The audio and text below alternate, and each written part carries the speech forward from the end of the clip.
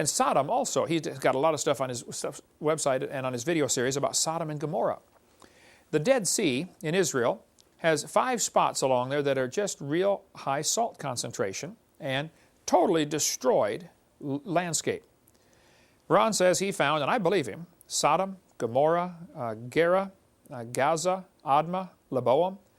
These were the ones that the cities that were destroyed. You can read through Genesis chapter 14 and Deuteronomy chapter 29 and get more on this. But God destroyed Sodom and Gomorrah. Apparently, Sodom and Gomorrah are right there along the south end of the Dead Sea, right by Masada. When I was up on top of Masada a couple years ago, you can look down and see this big square in the ground where apparently it used to be a city. This picture shows what looks like pilasters and towers of an ancient wall.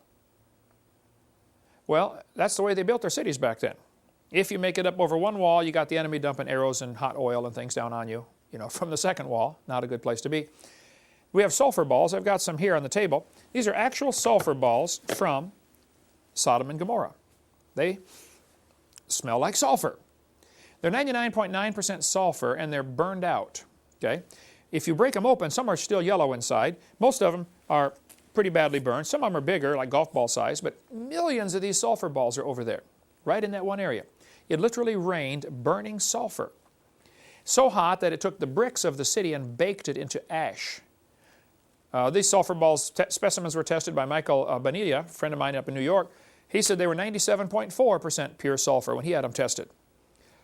No place else in the world has these phenomena. We've got hundreds of them in our museum out here. Sulfur balls from Sodom and Gomorrah. Apparently, the cities were actually burned up. If you dig into the ash, it looks like just a cliff of ash. That's actually the old city wall. I mean, that was the brick. Under 2,600 degree temperature, it turned into ash, laminated. You can talk to Richard. That's Richard in the picture there, digging his finger into the ash. And there's sulfur balls in there.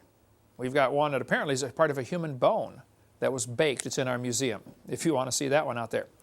So I believe they found Sodom and Gomorrah, and you can check the Discovery's videos if you want more on that.